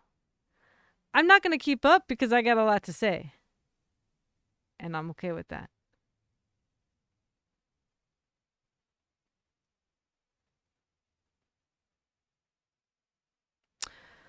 Crab, DT is 5. Drum, lead, bass, key, singer. Yes. Sorry. Thank you, Crab.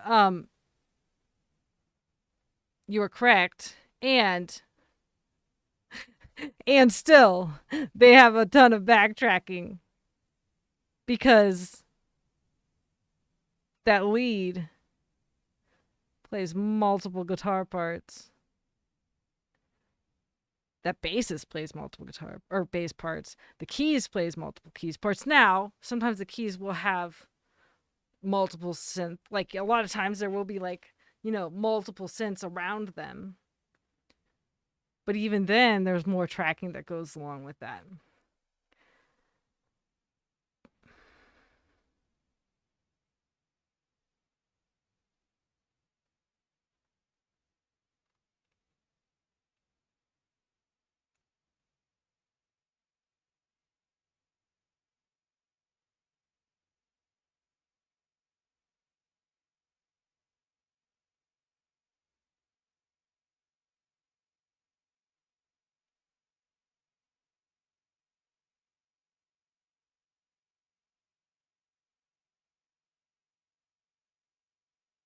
Okay, Gay, look at Winter Sun. Jerry said one of the reasons he was so long getting time to out was that the computers couldn't handle the number of backtracks. Yep.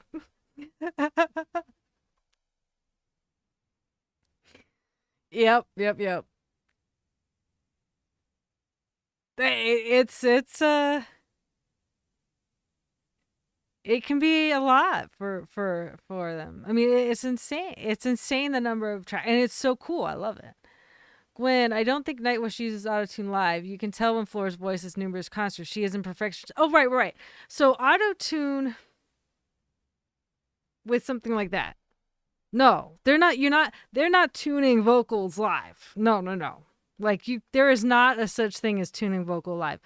There is a such thing as using autotune live. But yeah, no. There are plenty of people that might use. Well, okay. There are plenty of things that have vocal tuning in the soundtracks on the recordings from the studio. And when I say vocal tuning, it's very, very specific to the vocalist and specific to the person doing the tuning, just like you tune a piano, like I said. It's very, very tiny tweaks and very tedious thing, of which is not happening live. Even if someone is using auto-tune, it is not to the same, it's not the same live, regardless. But yes, you're correct. There's absolutely no auto-tune live. For Nightwish. And like an example of that too, which sounds crazy, but like NSYNC. Yes, I'm coming back with NSYNC because it's just gonna happen. There are plenty of times where all they were singing to was backtracks, and there are plenty of times when bands like that will lip sync or not even lip sync. They are still singing. Well, some of them singing. It's just there are backtracks of their same vocals behind them, which plenty of people do anyway. Where it gets the issue of as when people are truly lip syncing and not singing it all live. That's the issue. That's a huge issue. But what I'm trying to say is, you watch a live performance from NSYNC at their concerts, you sure as hell know that they're singing, because they're a 5-piece harmony that isn't like to the same degree as like vocal or voice play or pentatonics. They're still really freaking great at harmonies, but they're also dancing and running around stages and going nuts, and you can hear that they are not pitch perfect in any way, shape, or form when they're live. So it's like it's an interesting, like, it's very interesting.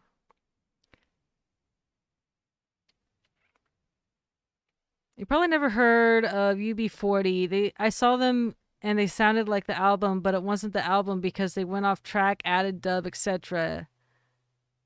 And it was tight and freaking awesome. And that's cool. I saw them and they sounded like the album, but it wasn't the album because they went off track and added like ad libs and stuff like that. Is that what you mean, Mikey B? And they, I have no doubt in my mind, have recordings prior to going on on live, like on tour. They have those arrangements with the longer solos and things. Now they probably change them up show to show. Like a drummer might be like, "Oh wait, there's going to be 3 beats and then we're going to end. There's going to be 4 beats and we're going to end. There's going to be 2 beats and we're going to end." Like there's changes that they make. But the arrangements they put out for the tours are also something that have been planned and recorded out ahead of time as well. Not to say all of it exactly as they do it live, but they have been arranged and recorded ahead of time for rehearsal purposes and for purposes of potential need of backtracking if something happens. If a microphone stops working on one of the drums, you're going to need to unmute the backtrack of that drum. Does that make sense? Because there's backtracking of all this stuff kind of on standby for when shit hits the fan.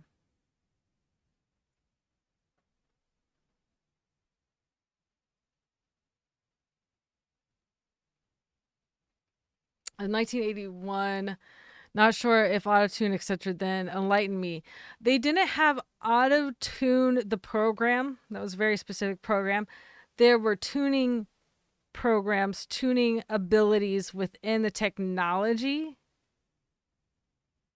that were not used as often. And it's all analog stuff, and that gets very techy.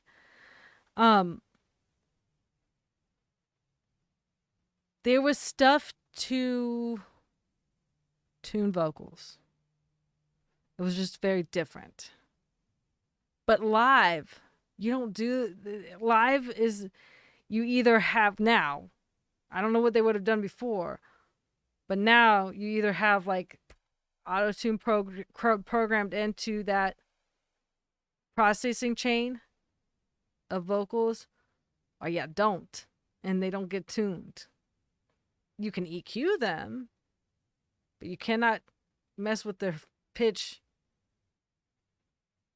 unless you have something like auto-tune kicked in, and it depends on how level of auto-tune is kicked in. It's a lot of different aspects. But in 81, they wouldn't have had something to that degree, no.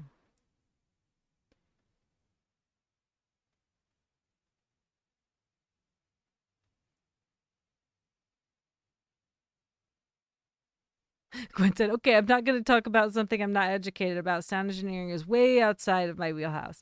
It is for a lot of people because there's so much. There's so much involved. And I don't fault you for that. I don't fault anyone for that. I'm just saying this is how it is. And there's variance. There's variance as to how people do things. So many variants. Like Angelina Jordan, man.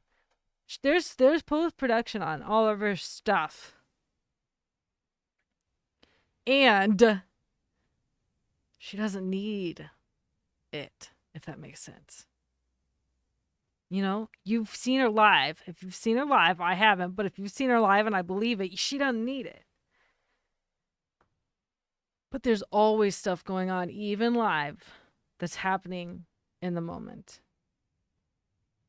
To make but she has such good control of her voice, and Flora is another example. There's a lot of good examples of people who have extremely good control of their vocals live,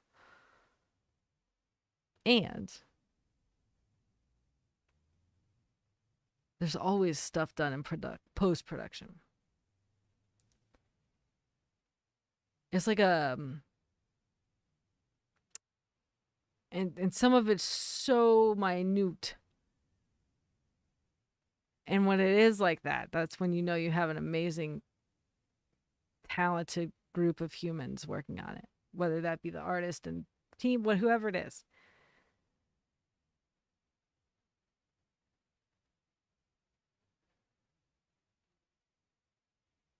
Mikey B, Gwen, what you got planned for your day ahead? Me thinking about cooking.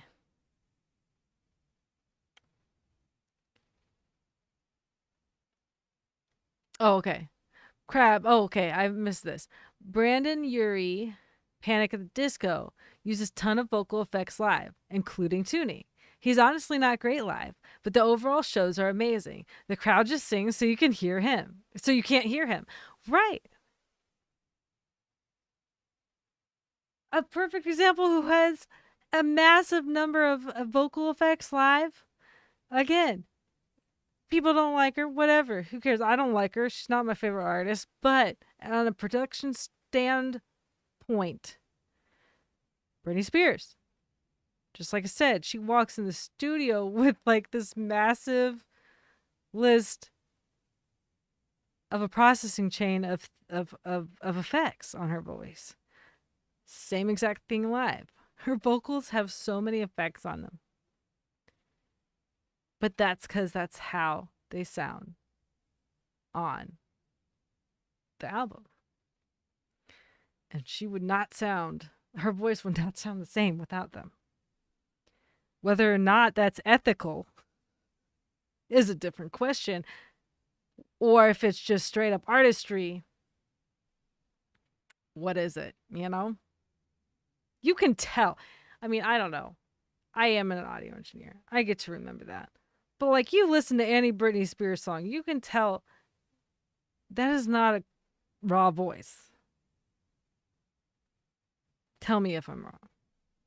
Now, one of the pop artists that I did not realize had a truly amazing vocal was Christina Aguilera. Because on her tracks, on her studio tracks, there was a large number of there was a good amount of processing, especially on her like first album that came out. When that was really big, lots of vocal processes and effects. I went to a concert to see Justin Timberlake live when he went solo, of which was a half and half show. Christina for half the first half of the show, and Justin for the second. I went to see Justin Timberlake. I left being obsessed with Christina Aguilera because holy shit, she can actually sing without the layers of vocal processing effects. She got on stage at the end, took out her in-ear monitors, walked barefoot on the stage. I thought that was cool. Started the song with just her voice and the piano. No effects on her vocals. Just gain. Like as in just volume so you could hear her via the mic. Maybe reverb. Maybe. Likely reverb. That's how she started the song. She ended the song with no piano back. So it was a progressive thing. Piano disappeared. It was just her voice and the microphone. And ears out. So she's not listening to monitors at this point. Then she puts the microphone down and projects to an arena audience the rest of the song. That's powerful shit. To do that in an arena with no microphone and fill it. I was shocked. Michael Bublé, he is a really cool performer, by the way. If you guys don't know who Michael Bublé is, or if you've never seen him, or if you never cared to watch, dude is a badass performer. I don't know if he's on tour anymore, but I've seen him 2 or 3 times. He does the same thing. There are times in his show where he takes out the in-ear monitors, puts the microphone down, and projects to the whole arena to finish a song. Who cares if the pitch is off at that point? At some point, because it's going to be, because they're human. That is talent. Not everyone can do that. Angelina, no doubt she could do that. I'd be surprised if she hasn't. I'm surprised if she hasn't, or if she has, I would not be surprised to see her do that live. I'd be really curious to see it. I mean, I know she could. All right, Gwen has work in a few hours.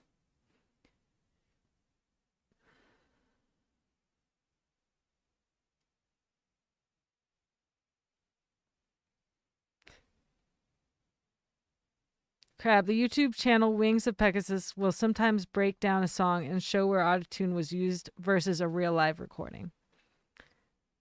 That's pretty cool.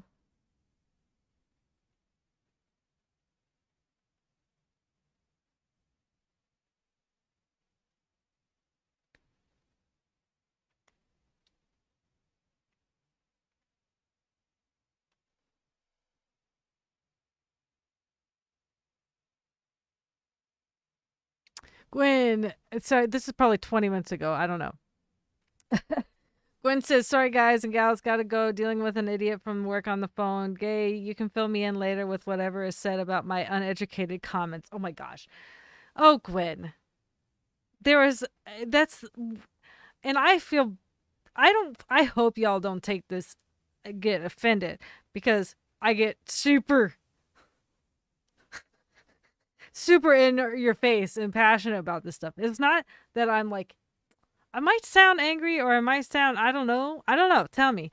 I'm not. I'm just super passionate because there's so much that is unknown to the standard. Like, so I get super excited and like passionate, and I probably sound annoyed, and I'm not. I'm just like, these are the things that people don't know.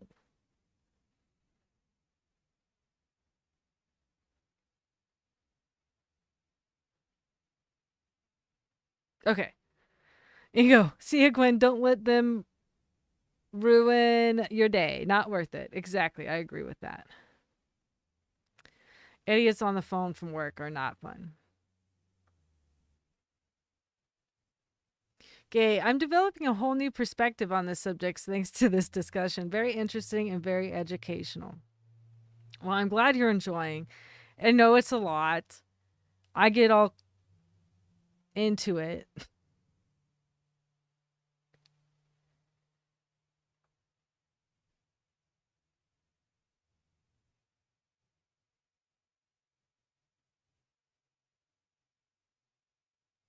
Mikey B, I drive for a rehab center. Mikey B, bye, Gwen. You haven't even started work, but have? Didn't even get a breakfast? Crab, along the lines of what you've been talking about, same applies to visual effects. This is an interesting video for after this stream. Right. I don't know as much about video production. Gwen says, Mikey B, are you a Patreon member with GINX? Mikey B, okay, Gwen, I remember you. Do you do international collections?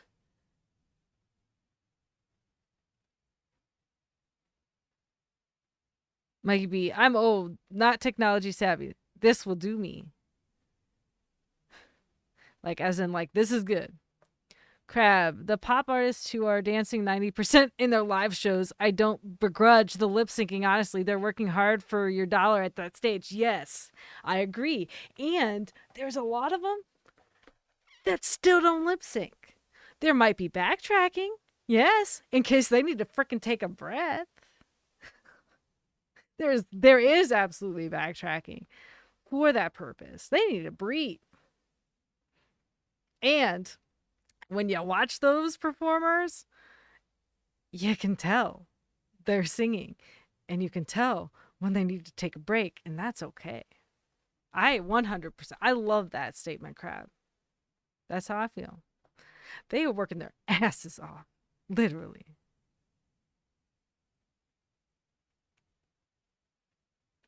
Ingo, I agree. Christina Aguilera is fucking amazing at live. She's a badass vocalist. Yes, she is. She never, ever. She was so underrated because she was, you know, she was put into that bag of female artists in the late 90s. She got compared to Britney Spears, and there is zero comparison, y'all. Zero.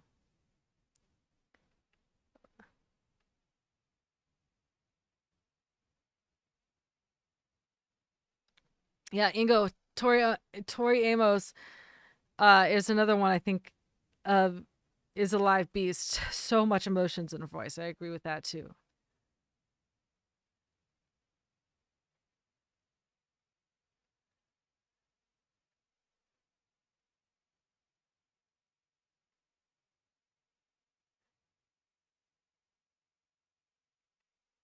I missed something about the pizza, I think.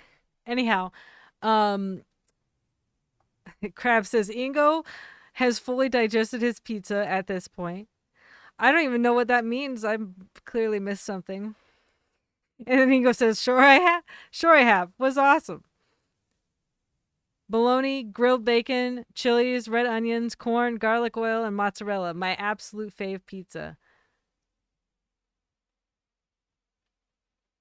I've never had such a pizza. That is fascinating."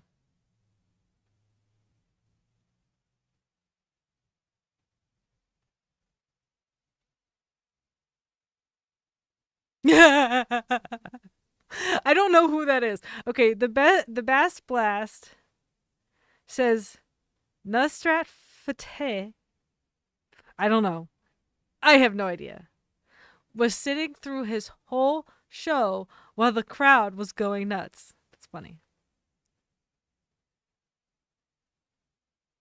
Mikey B, GINX. I think I might have been right for once in my life. We need a deeper dive. By the way, I kind of suggest this because I actually thought I would grab onto the ADHD tendencies. You're welcome.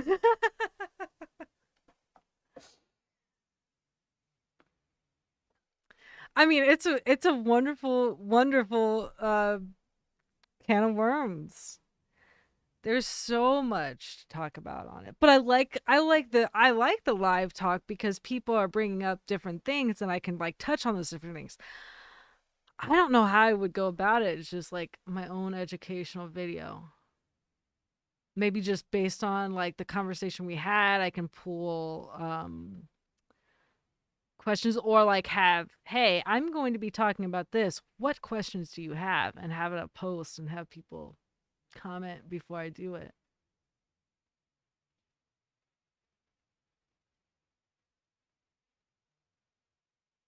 Bass Blast says amazing voice from Pakistan. The Bass he's a legend in Asia. Nice.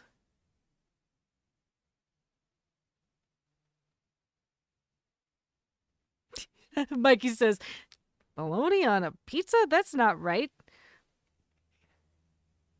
Ingo, it's Ingo and Indigo. Oh, funny. So someone said Indigo. Bologna on pizza is right. LOL. Try it. Dot dot dot.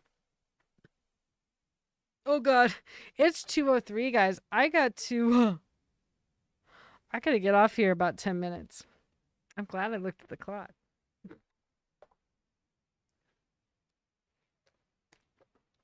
Actually, I gotta text my son and be like, "Hey, yo, hope you're ready. If you're not, you're gonna not." Yeah, he has therapy, and he's like, "If you are not ready to go, you are going to do it online." Um, hey, kiddo.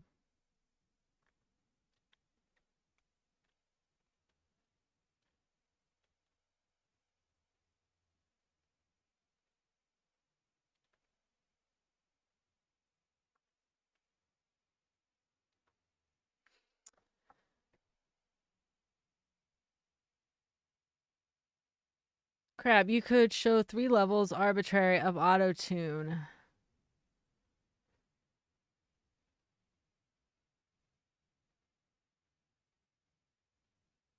I could I could show examples. Yeah. Because like I said, I do not do music production on my own.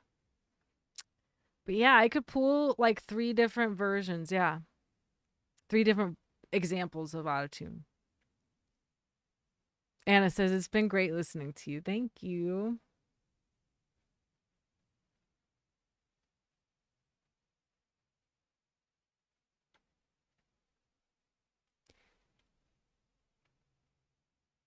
Crap. We're super entertaining like that. Winky face.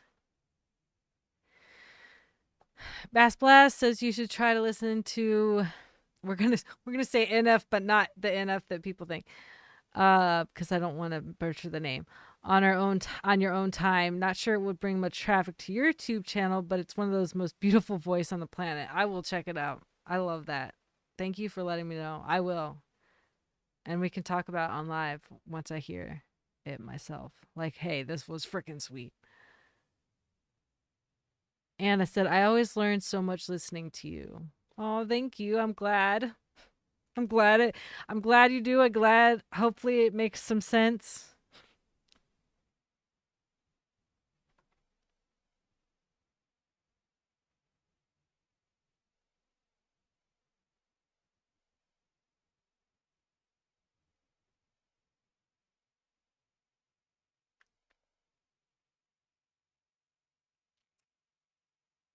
Crab says, tell him chat says hi. I will.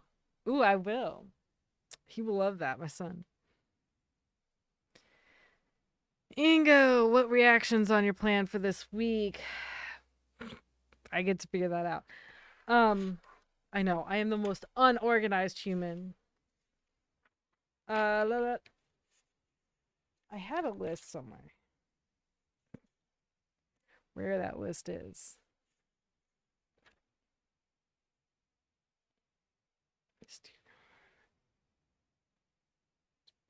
I'm I'm I'm I'm so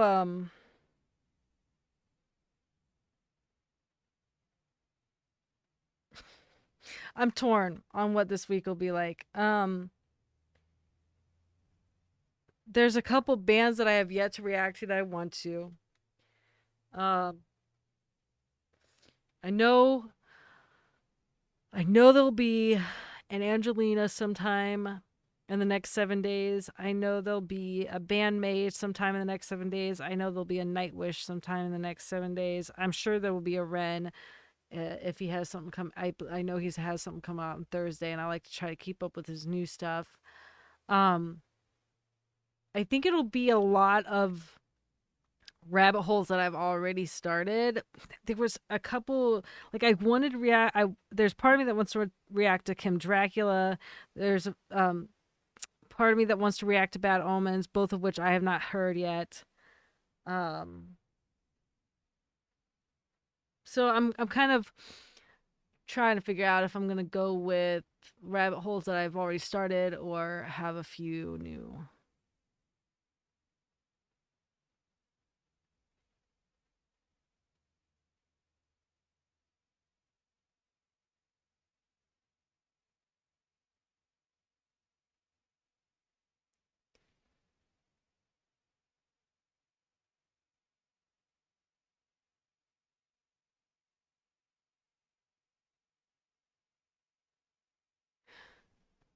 Hey, let's see. I'm a fan of audio tech stuff. It makes a difference in the production. Do you feel many artists destroy their work with tech choices?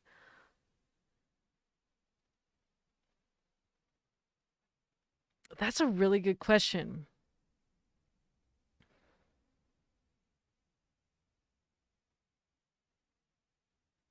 It depends. Like an artist can, and it goes from song to song, artist to artist.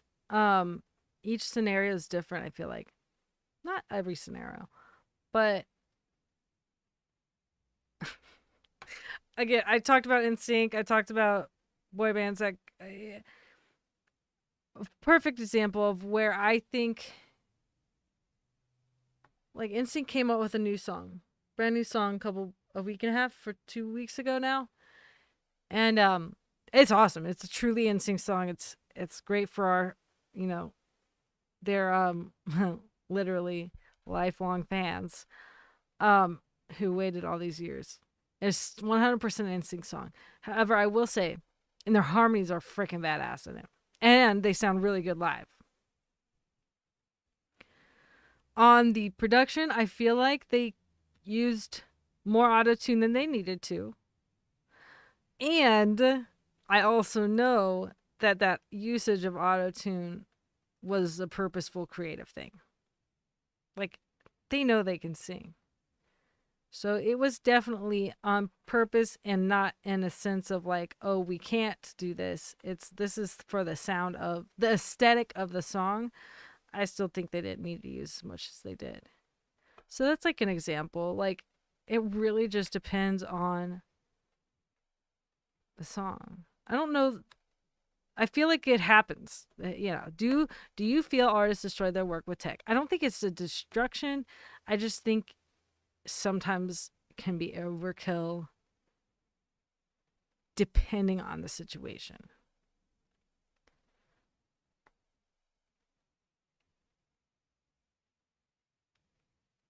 Crab, I hope you'll do Arion at some point. Yes, they are on my list. Or Iron. I always forget how to say it, but they are on my list. I assure you. And I do want to. Ingo, nice. Looking forward to your ongoing